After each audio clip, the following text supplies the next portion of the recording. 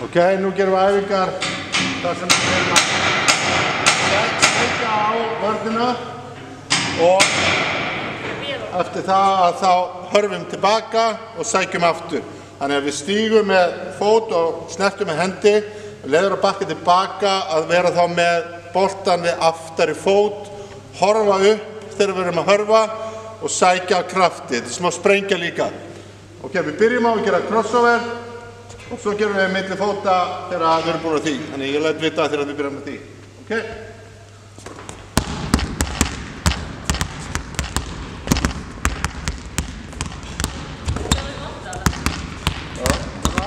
Bakka, crossover, í,